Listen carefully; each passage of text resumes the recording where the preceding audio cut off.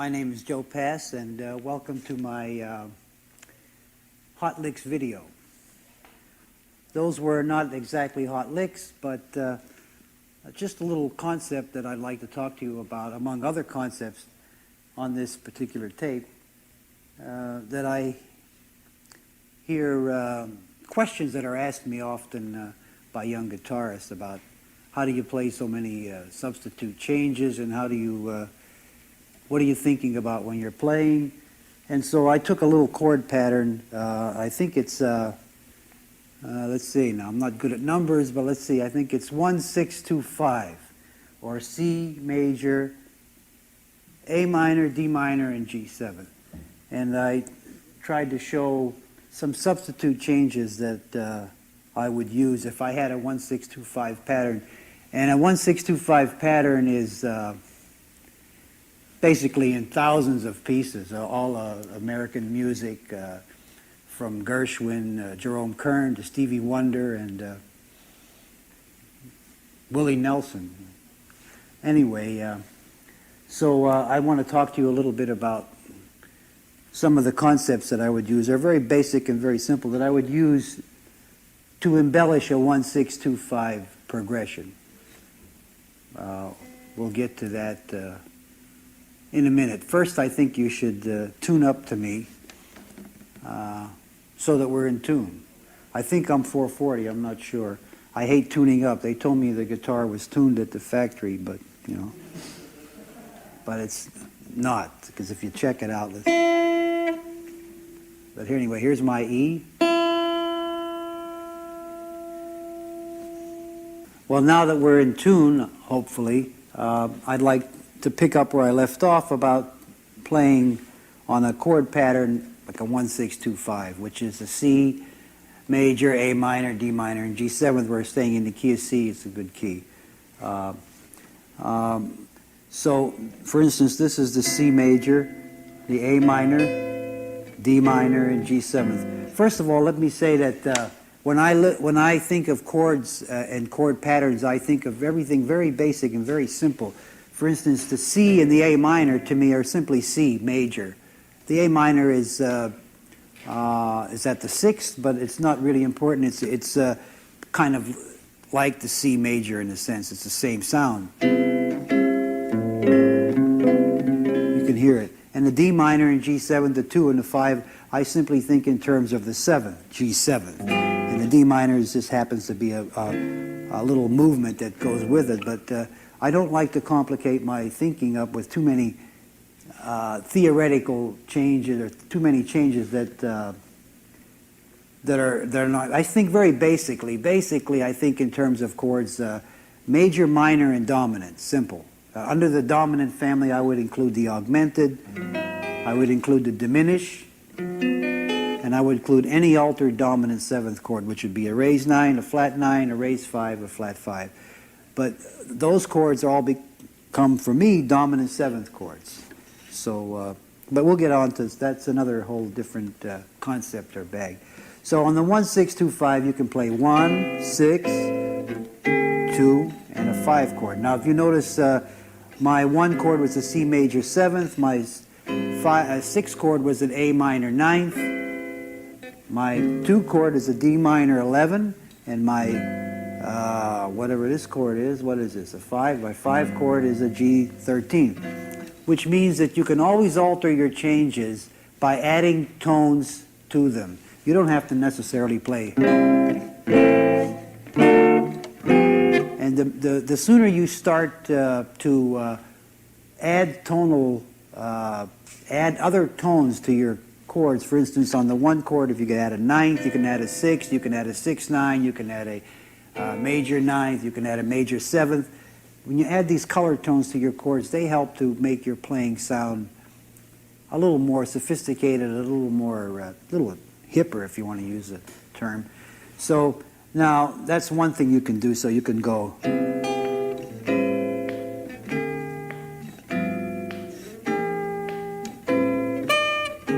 You can add.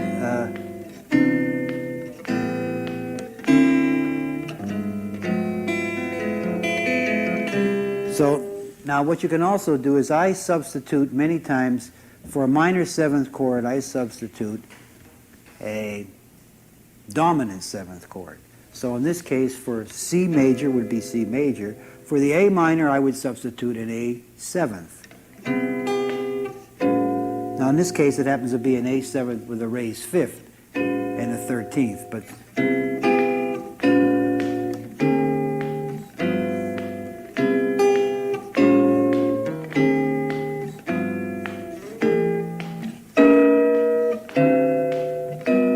so I'm substituting for the minor, A minor, I'm substituting A7.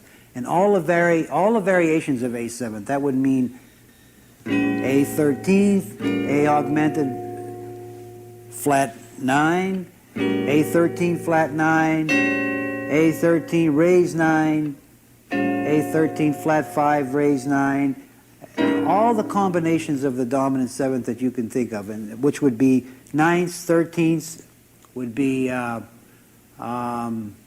raised 9s, flat 9s, raised 5s, and flat 5s. Those are all the tonalities you can put in the chord. There are no other ones that I can think of. So in this case, I'm having C major 7th, A 13th. Now, I also, like I said, I substitute a dominant 7th for a minor 7th. In this case, the chord was D minor. I make it a 9th or a D 7th.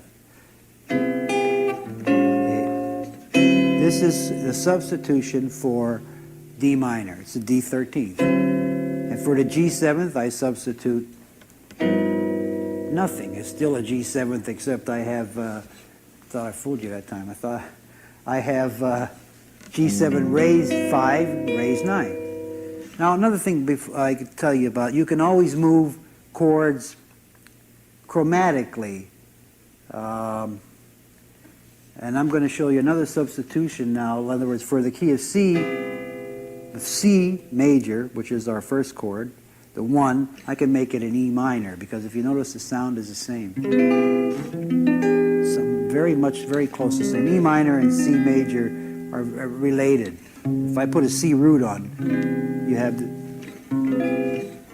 So, now I can, once I said that I can substitute for a minor chord, a dominant chord. So in this case, the C major becomes E minor becomes E 7th raised 9. And we have this, so listen. So I'm substituting now E 7th raised 9 for C major, coming from E minor, which is a substitution for C major. It sounds like a lot of substitutions, but it's really very simple, because what I'm getting at is this. For the E major raised 9th, E dominant 7th raised 9, I should say, you can always move, like I said, your chords in a line. E 7th is a substitution for C. A 13th is a substitution for A minor. D 7th raised 9 is a substitution for D minor 7th. G 13th is G 13th. There's no substitution. It's just an added tonality to G 13th. So this is what you got. And this is replacing this. So what you got is, this is what we started with originally. We're substituting. You can add tones to these substitutions like this. Raised 5, 13, 6, 9. Raised 5, raised 9, 13, 6, 9. So you can always, you can go, let me get back to where I'm, gets to be a lot of substitutions pretty soon. So let me give you some examples. E 13th raised 9 can be a B flat 13th by changing the root. A 13th is A 13th. It can be an E flat 7th raised 9 by changing the root. You don't change any fingering. You don't have to get any chords that are really difficult to play. I don't believe in playing anything that's real hard. If it's real hard, forget it. Because it takes you so long to finger something like that, that by the time you get it, you can't do anything else. And the object of playing so-called jazz guitar or solo guitar is to be free to play the music that you feel and hear, and not to be tied down with trying to do something that's very technical or very difficult, because it just gets in the way of the playing. And the object of playing the instrument is to play the music that you hear, as I said, and that you feel. And the instrument is just a means to express the music that you want. So I don't know how good it is to not to play real hard things, but I don't like to.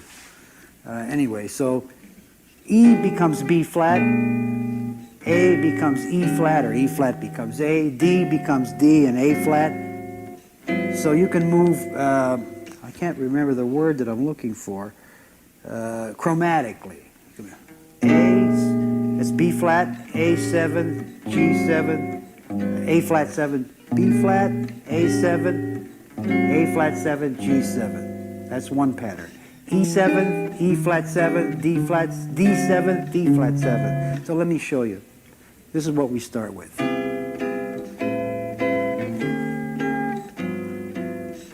This is substitution. Substitution. Different root.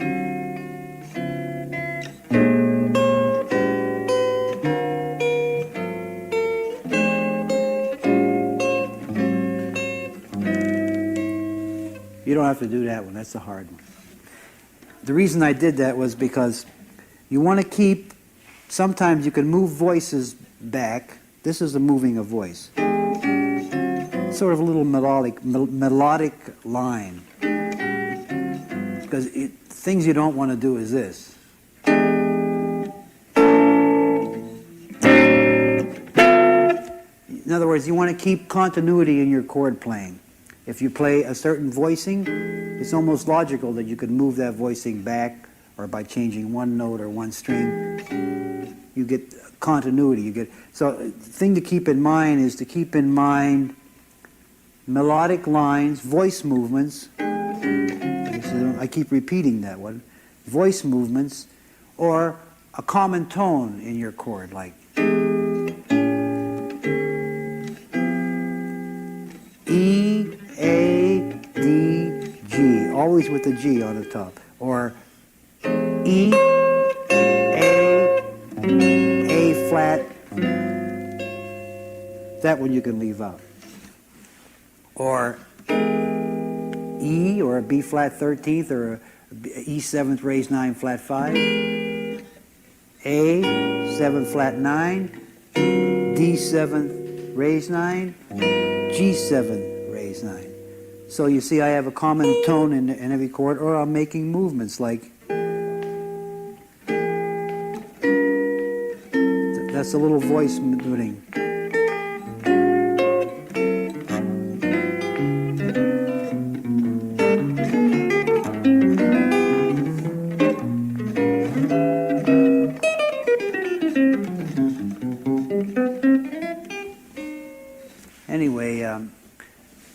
So let me once review what I was trying to talk about. I was talking about 1-6-2-5 pattern, very simple pattern, and talking about substitutions. One of the substitutions is to add color tones to your 1-6-2-5 pattern, which would be adding 9ths and 13ths, which would be 6 9ths and 13ths and major 7ths, adding those tones to your 1-6-2-5, or changing some of the chord progression. The one chord is a one chord, it stays a one chord. You can't make the one chord a dominant chord. In other words, you can't make it a C7th in this case. But you can make the one chord an E7th raised 9. Now you can't make it a 9th, because how does this sound? That's what we're starting with. Now, you can't say I'm going to make this this. It doesn't seem to sound right, but how does this sound? Pretty close, because we have a tone, we have some of the tones in the one chord are included in the E7th chord. But if you make it a 9th or a 13th, you're losing. That has nothing to do with, listen to the root. Let me see if I can do this. That just that's not right, but this will be all right. Because that is the raised ninth of E, the C. Now, of course, you don't want to play this chord because it's a dumb chord. You have to watch when you buy books that have 10,000 chords in them, I think.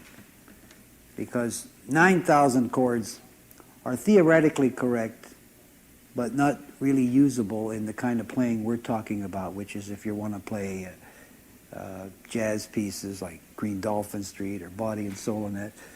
Theoretically, they're all correct. For instance, this chord here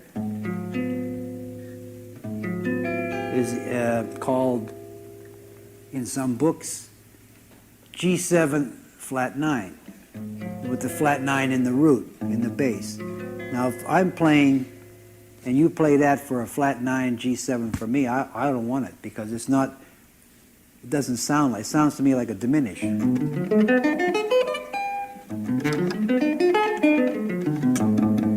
G7 flat 9 should be this. All the altered tones in your chords on the guitar, in most cases, should be on the top strings. Flat 9, raised 9, flat 5 should be on the top 3 strings. And I believe that the lower strings should be root chords. So G7 flat 9 is that. Not, though theoretically it is. So be careful when you learn chords. If you watch other players play, some of the well-known players, anybody that plays can play, you'll notice that they all use the same general grips, I'll call them, or chords. These chords are very common on the guitar. Ninth forms, these kind of forms. Very few people are playing, real difficult things. Some players like to concentrate on that kind of playing, but that takes a great deal of study and a great deal of practice, and sometimes you get locked into doing something the same way all the time because that's the way you spent hours and days learning it, and it's sort of a hindrance to trying to improvise and play because you're locked into a lot of technical and theoretical information and not so much just trying to play what you hear and feel. So I might have digressed some, but anyway, where was I? So you can go 1, 6, 2, 5. You can go chromatic from E to A to D to G. You'll have to figure those numbers out yourself. You can go from B flat to A flat to G. Those are all 1, 6, 2, 5 substitutions. You can go from B flat. I sound like that guy. My name is, you can call me Joe. You can call me Joey. Forget it. So anyway, you could go B flat, E flat, that's a cycle. B flat, E flat, A flat, D flat. That is the same thing as substitute for 1, 6, 2, 5, I hope. If it isn't, you'll have to write to me. So let me play some 1, 6, 2, 5 for you.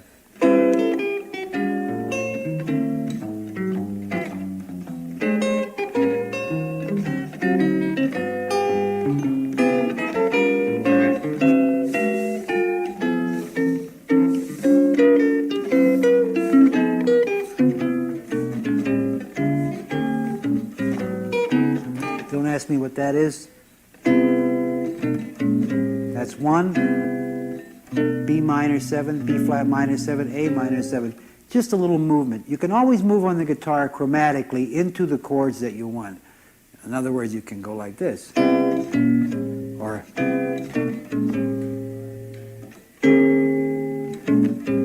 now why did I do that? C, this is just a movement into A minor. Just a movement. No big deal. It's E minor, it's B minor 7, B flat minor 7, which is a substitution for E, because B minor 7th and E 7th are a 2/5. See, so you can go like this. It's a flat 5 principle. You can move back and forth. But I'm going to A minor, so I go. So now I'm on A minor, which is 1, which is the 6th chord. Then I don't do anything, I go to the 5 chord. Now I do, since I went like this, in my mind, my ear says, why can't I go, where does it take me? It takes me from B flat to A minor to A flat minor. A flat minor is the 2 chord of D flat. And D flat is the flat 5 of G. This is really theoretical. I don't know why I got into so much theory, because I'm not a theory person. So here we were.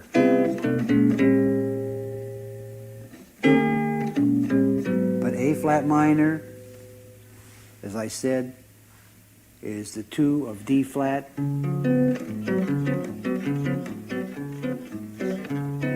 And D flat is the flat 5 of G. So that's why I can do that. So I can go.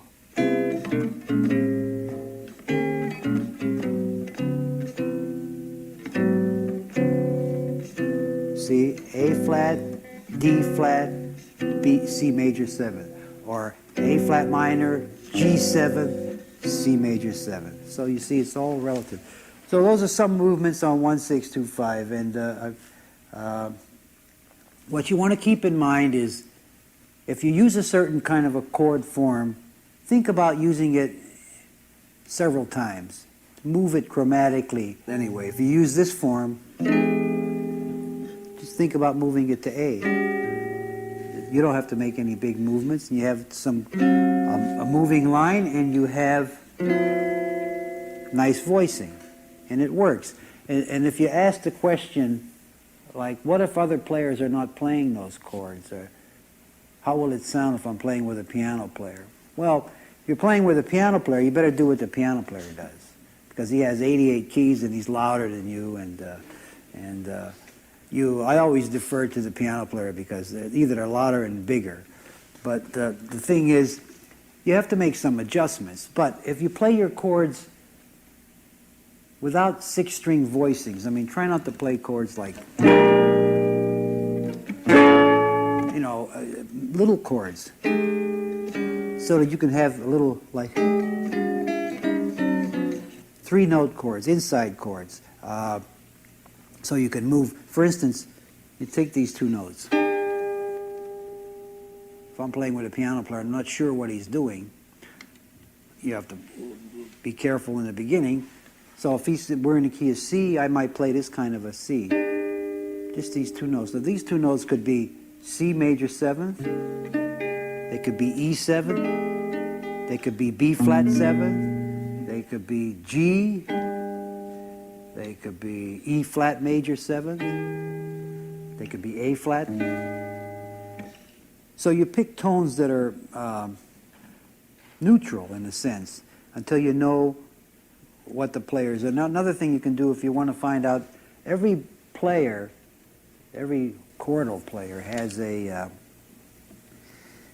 a harmonic boundary that he plays from, that he likes to use. You'll find, usually you can tell on the turnaround of a tune what they prefer.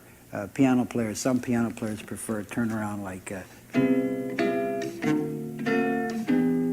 they like that kind of a sound. So, and the reason they do it on a turnaround, because the turnaround is the place where the pianist or the chord player, the guitarist, has a choice, because there's nothing happening there. It's just the turnaround. So he can get crazy or do whatever he wants. So some turnarounds go like, it's like 1625. Some of them all of a sudden start using all raised 9s and 13s.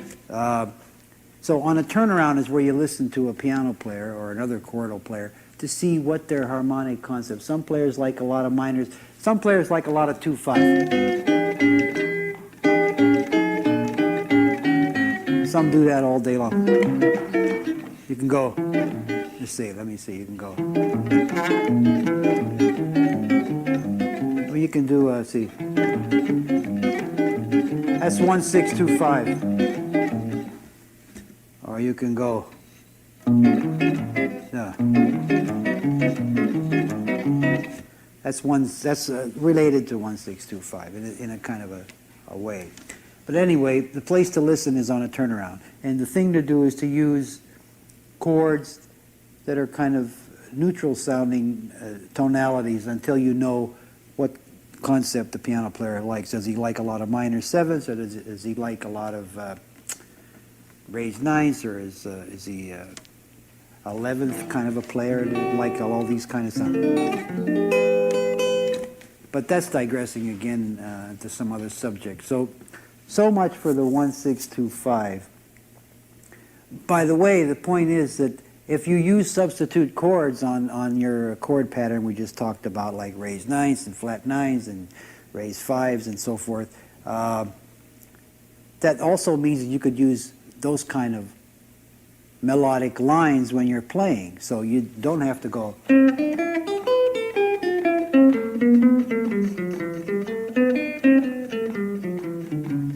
That's kind of plain. 1, 2, 6, or 1, 6, 2, 5. Those are kind of just kind of scale. You can play.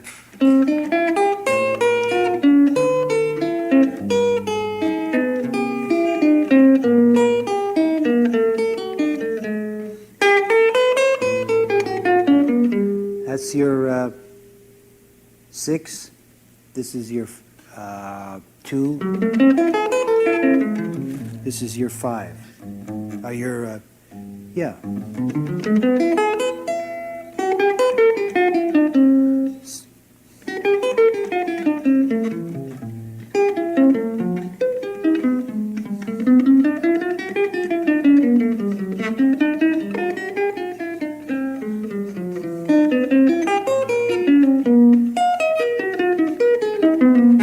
This is your 1. Because it's like an E minor 7 flat 5. I forgot about that. 1, 6, 2, 5.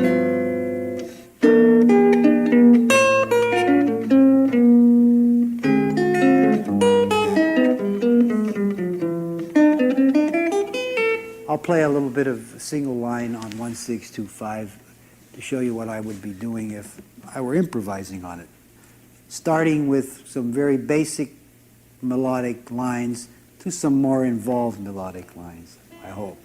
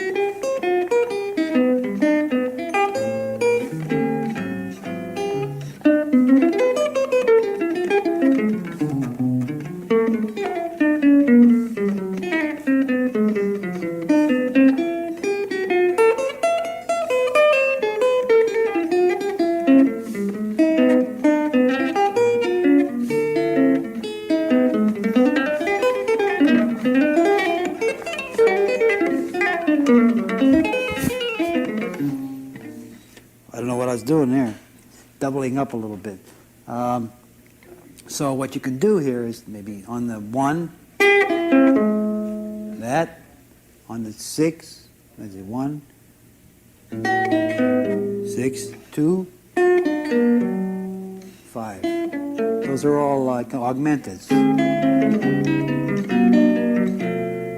On the 1, 2, 5. 2, 5.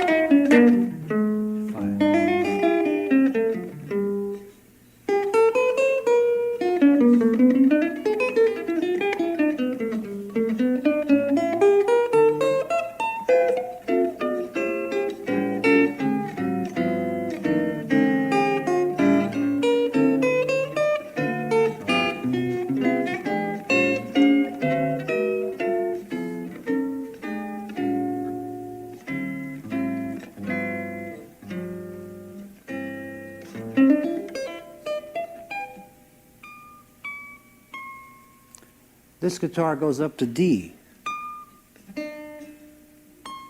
I never knew that. No wonder I've been missing that all the time.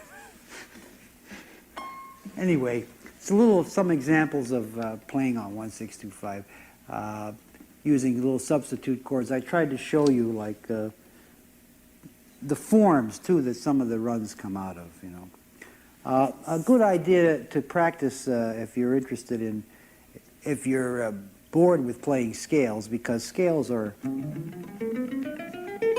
I mean, scale's a scale, and I find that most players, when they practice scales, don't listen to what they're doing. They just sort of go. I mean, and nothing's happening. When you do that, nothing's happening. You're not learning anything because you're not listening to the music. Because, for instance, what's going on? What is this? It's supposed to be. Every note should be clear. So, but scales can be boring because what you're doing is just running your fingers across the neck and fretboard. So I thought of a way of making it a little more interesting, which would be to take a note, any note on the first or second string, take this note, and put a chord on it like this. E flat major 9. Strum the chord, play the root, and strum the chord. So you hear the sound of the chord, because you want to hear the sound of the chord. It's not, it's like, get it in your ear. Start on the root of the chord, which in this case is E flat, and play a scale.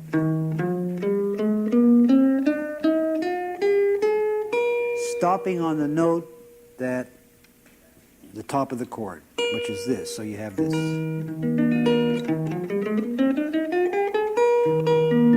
Now that's sort of a scale and not a scale. It's kind of a line, because you're not going,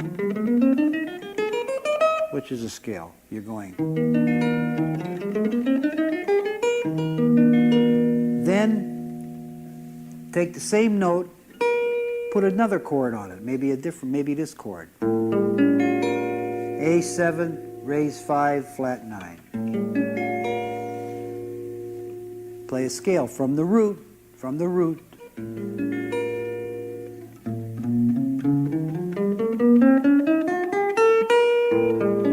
From the root and stop on the same note. Now maybe you might want to play this chord. D7, raise 9, flat 5. From the root.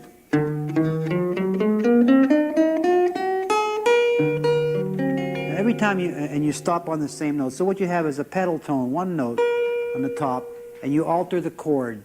Whatever chord you want to make, augmented, diminish. You want to make it diminish? Give it a root. This diminished chord can have a root of E flat, can have a root of A, can have a root of G flat, and it can have a C, can have a root of C.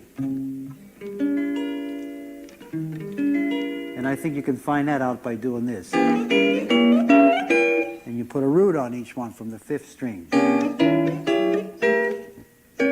Now, I'm sure that's repeated. It's the same. I'm sure that if you know anything at all about theory, you don't have to take my explanation of it. You'll understand it. You'll probably say it's because it's 1, 2, 3, 4, something up a major third, up a third. I don't know. I don't talk about those things. I talk about listening and hearing. But anyway, what I was saying was you take a note, like I picked that note, and you put a chord on it. Give it a root. That happens to be D flat major 7, 6. The way I knew that was I found out D flat 1, 2, 3, 4, 1, 2, 3, 4, 5, 6. That's 6. 1, 2, 3, 4, 5, 6, 7. 7. That's how I learned numbers. Anyway, paint by numbers. This is D flat major 6. So you take from D flat and you play it on scale. This is G7, raised 9, flat 5, same note, B flat.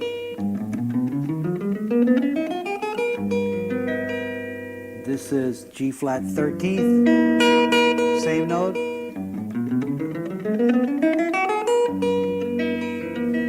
This is A diminished, no, it's not A, it's A7 flat 9, or B flat diminished.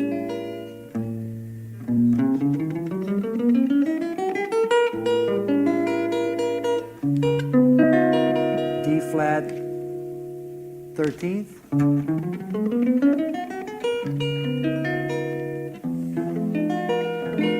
E7 flat 9, flat 5.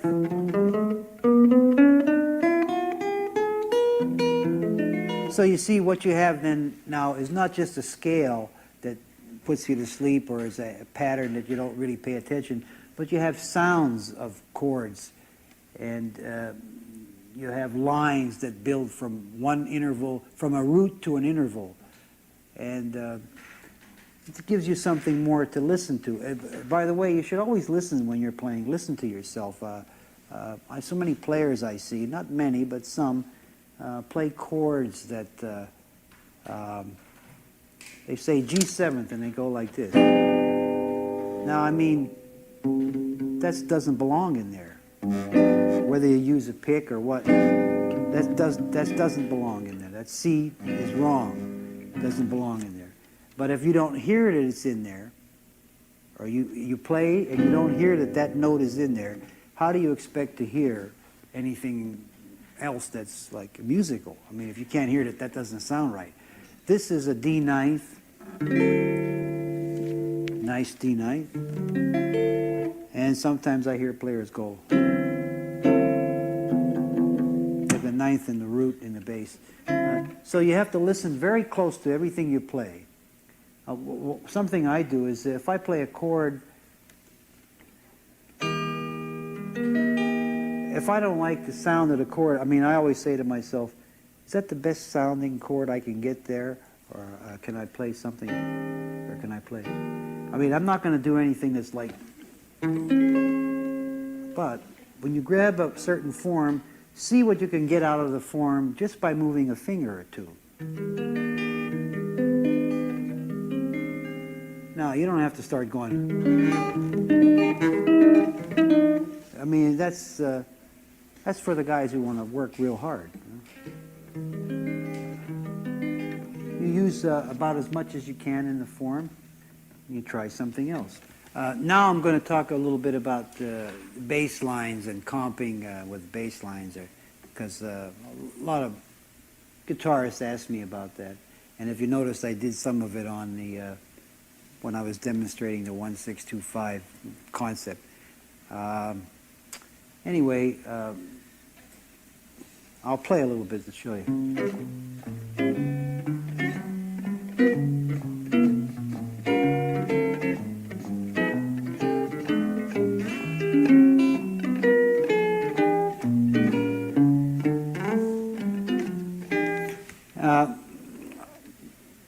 The most important thing about playing bass line and guitar is the bass line.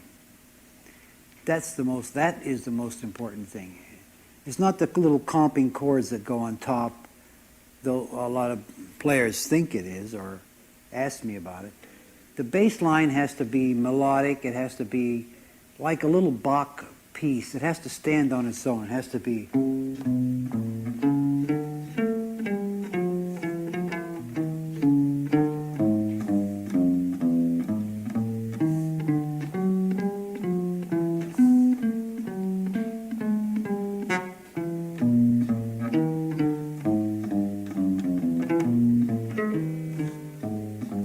The bass line has to be melodic. It has to stand up so that if you heard it, you would recognize the changes. Now, it's a little bit difficult to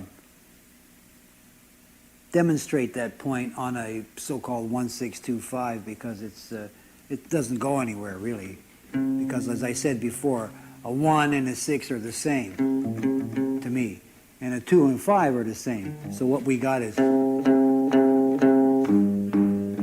so what we're doing is,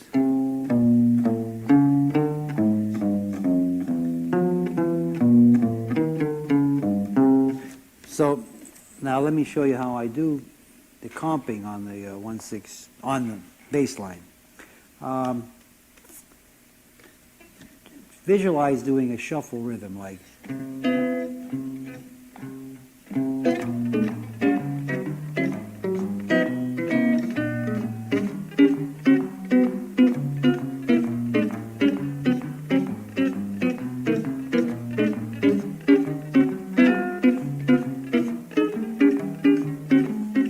So it's a shuffle, don't go.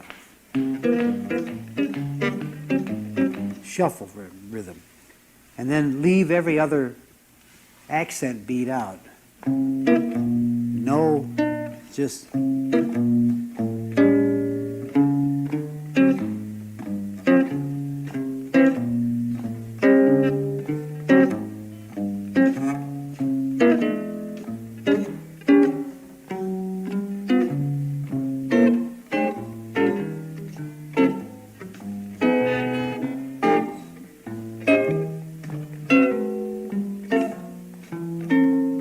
So what you do is, instead of going,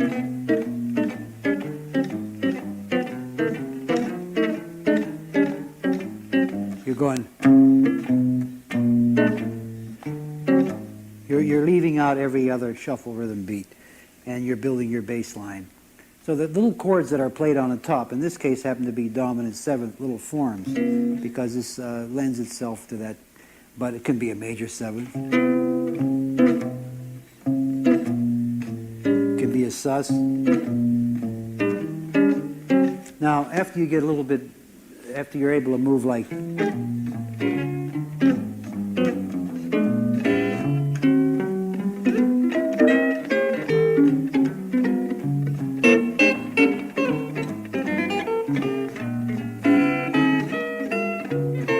after you can move, I'm moving a little bit fast, I'm showing off a little bit, but after you move a little bit, then you can start adding some little syncopation to it, you know. It doesn't have to be.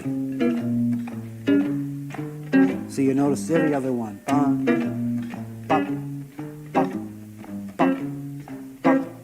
So you can start going.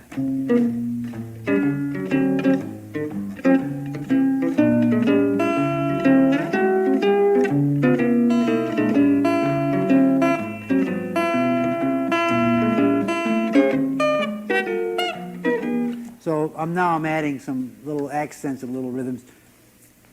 None of those little chord forms that I'm playing are difficult. And none of them are, in many cases, not indicative of the chord that I'm actually playing. Sometimes I'm playing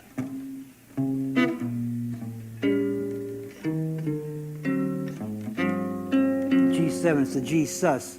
Or you can do this.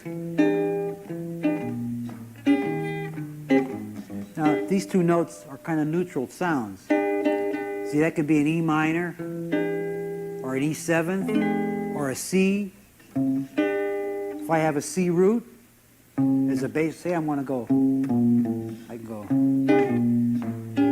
See, these two notes are not, it's not like this. In other words, nothing that I'm playing is very difficult.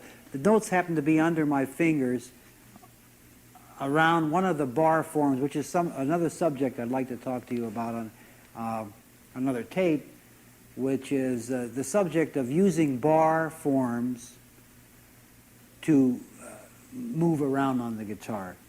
The value of understanding the bar form, like having a capo, you know, like where you see these people put the thing on, it goes like that. Well, this would be like having a capo and it's stuck in your head, see, and it hurts sometimes, but the bar form serves as a capo. And I'd like to talk to you about that sometime, and the use of it. But in building bass lines, I'll play, for instance, this 1-6-2-5 business with as much as I can think of as far as building a line.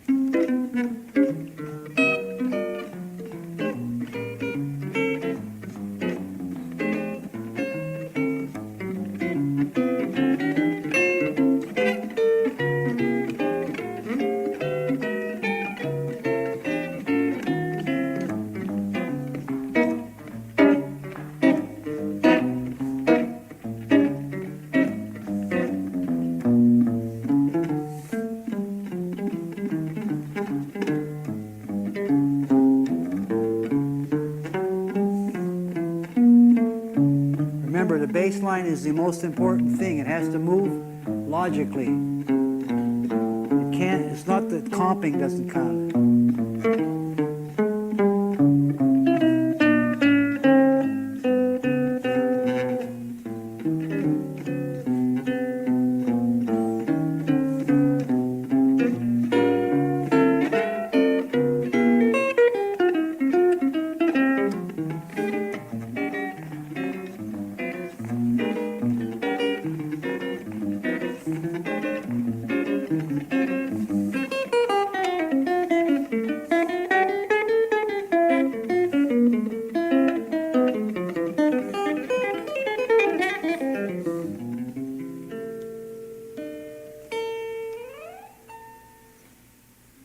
Anyway, that's kind of an example of building bass lines. The important thing is the bass line itself.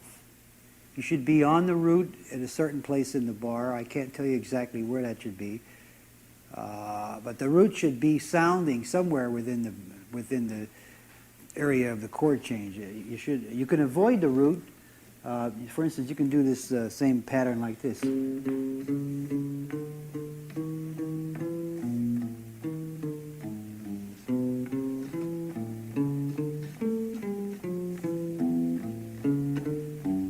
That's the same.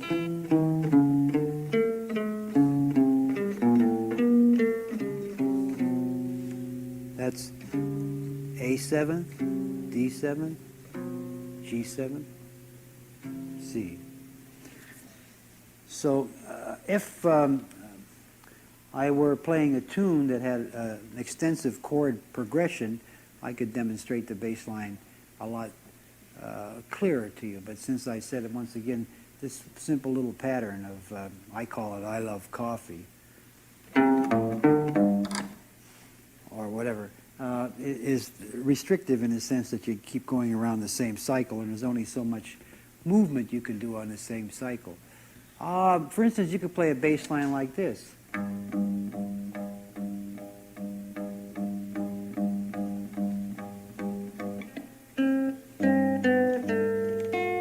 I'll show you.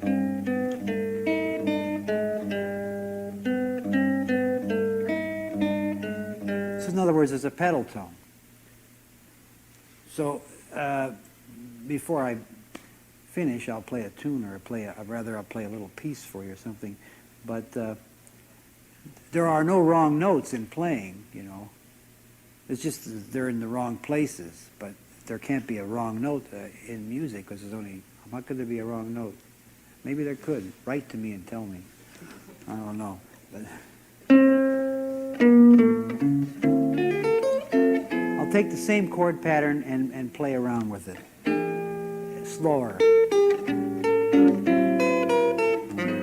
Always have a melody in mind.